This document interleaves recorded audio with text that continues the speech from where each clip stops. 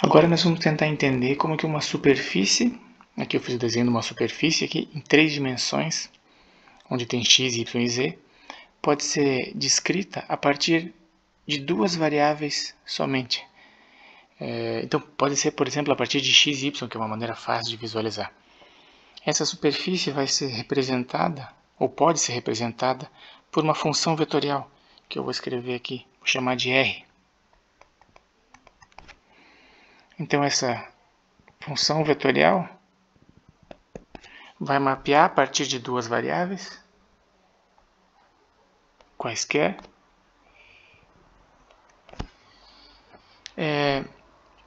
e essas 2 variáveis com algum intervalo, então vamos dizer que eu tenho uma região aqui, essas 2 variáveis, e elas podem ser x e y, tá? Pode ser o próprio x e y, e essa região D que eu desenhei aqui no plano, x e y, pode ser simplesmente a projeção da superfície S, mas não necessariamente. Então pode ser x e y, mas pode ser também U e V, 2 variáveis quaisquer. Então aqui, ó, a minha função vetorial é função das variáveis u e v, ou dos meus parâmetros u e v.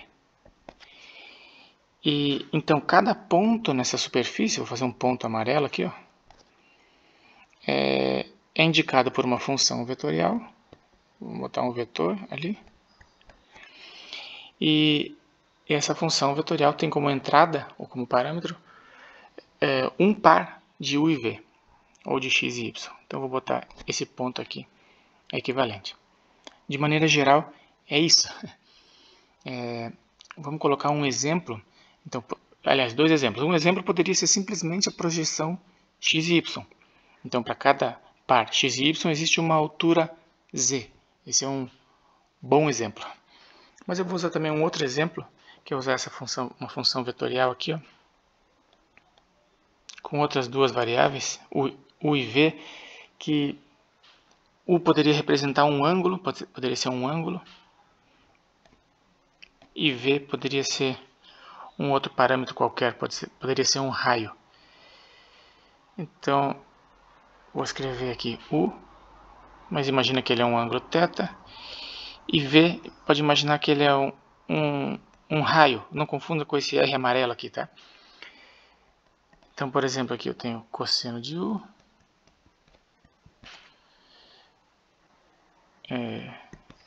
em I, mais V em J, mais seno de U em K.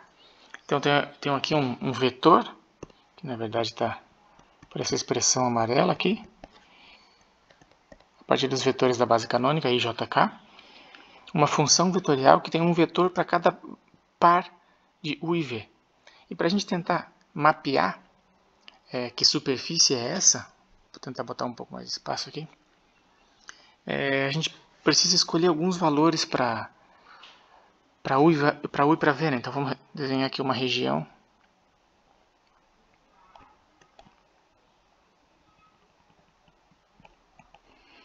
Para U e para V. E eu não tenho nenhuma restrição para U e para V, então eu posso inventar uma restrição aqui, vou dizer que o U então está restrito de 0 a 2π. Como eu estou pensando nele como um ângulo, né, que eu tenho cosseno e seno de U, estou imaginando que dá uma volta. Então, se eu fizer aqui o eixo π, 2π no eixo U, U vai de 0 a 2π, e o V, posso dizer, por exemplo, que vai de 0 a 2, ou 0 a 1, ou 0 a 3, ou de 0 a 3. Não está muito em escala aqui, né? Mas vamos dizer que aqui é 1, 2, 3. Então a gente tem uma região retangular aqui, que é a região D, que eu vou desenhar pontilhada por enquanto, em que o U varia de 0 a 2π e o V varia de 0 a 3. Essa foi a restrição. E para a gente tentar desenhar uma superfície aqui, não vai ficar muito bonito o desenho, né? Mas eu vou tentar. Z, Y e X. O que a gente pode fazer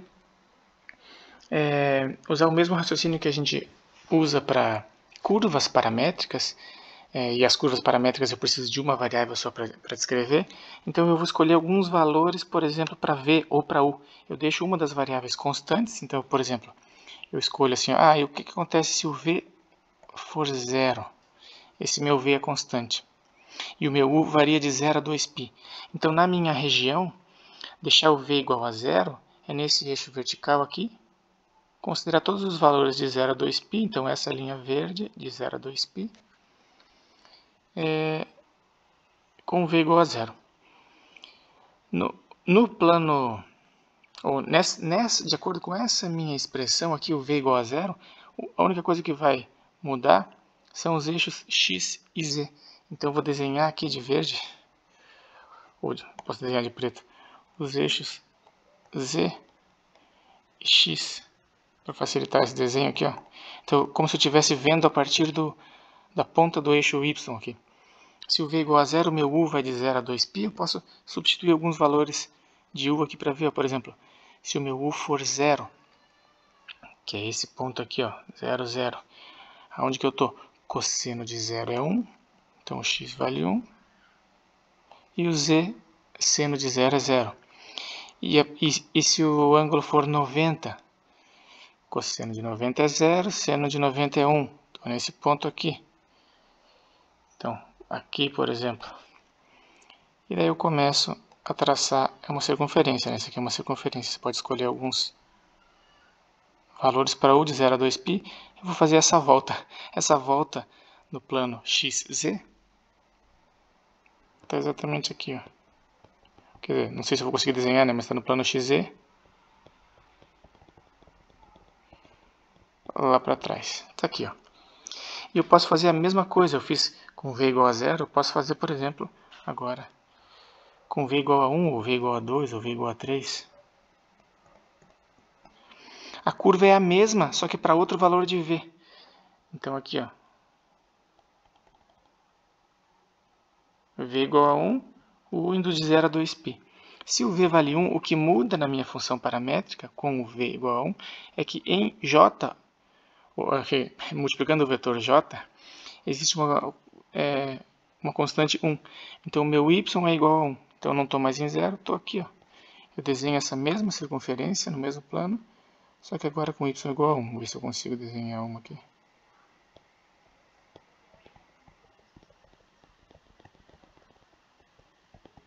Tá aqui, ó. E assim por diante. Posso fazer também do V igual a 3.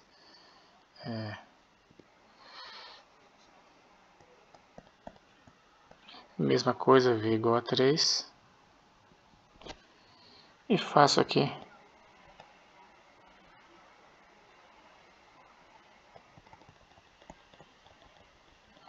E a partir daqui eu já consigo ver qual que é a minha superfície.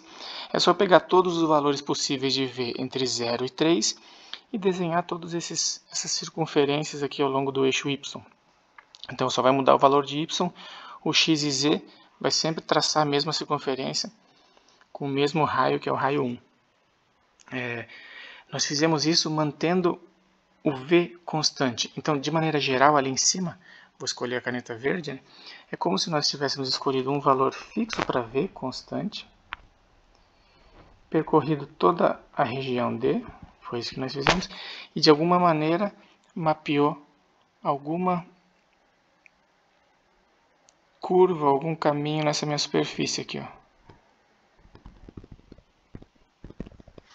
Estou batendo de maneira geral. A gente poderia também ter feito o contrário, que seria escolher um valor constante para U, escolher todos os valores possíveis para V. Meu ponto amarelo ficou um pouco escondido aqui.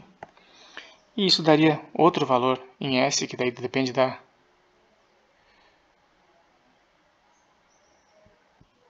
função, né, da superfície aqui. Por exemplo, olhando no caso do nosso cilindro, se eu escolhesse, por exemplo, U igual a π, vamos colocar aqui. Se eu escolher U igual a π, eu estou calculando o cosseno de π, então deixa eu escrever uma coisa aqui, ó. Que eu estou falando, mas não estou dizendo, né? Isso eu tenho como se fossem as equações paramétricas aqui, que o meu x é cosseno de u, o meu y é v e o meu z é seno de u. Então eu estou calculando x, y, z a partir dessas equações paramétricas ali. Então se eu estou colocando, por exemplo, o meu u igual a π, que eu escrevi de vermelho, o cosseno de π é menos 1. Então x vale menos 1. O z, vou botar o x menos 1 lá, ó. O z vale 0. Seno de π é 0, já fiz aqui na altura 0. E o v varia de 0 a 3. Então eu estou fazendo essa linha lá por trás. Eu vou fazer ela pontilhada, que ela encosta aqui e aqui. Escolhendo u igual a π, eu estou aqui, né? Nessa linha aqui. Eu posso escolher outros valores. Vamos ver que cor que sobrou. Sobrou um azul aqui, ó. Eu posso fazer, por exemplo, igual a π sobre 2. U igual a π sobre 2. U igual a π sobre 2 na região, aqui está o π sobre 2 no U. Para todos os valores de V de 1 a 3. Eu calculo de novo o x, que é cosseno de π sobre 2, que é 0. Então, x vale 0. O seno de π sobre 2 vale 1. Então, 0 e 1 no plano x. E xz está aqui, ó, essa bola azul. Desenho ela aqui em cima. Eu repito isso para todos os valores de V. 0, 1, 3 e todos os valores entre 0 e 3. Isso aqui em cima. Aí eu posso repetir, sei lá, vou usar uma outra cor, posso usar uma cor preta. E assim por diante. Para cada valor que eu escolho, por exemplo, u igual a 2π, corresponde aqui um caminho. No que agora eu vejo que é um cilindro. Então eu estou desenhando toda uma superfície a partir desses pontos dessa região D. Então eu estou deixando uma variável constante, para então a partir da outra desenhar uma curva e tentar mapear que superfície é essa.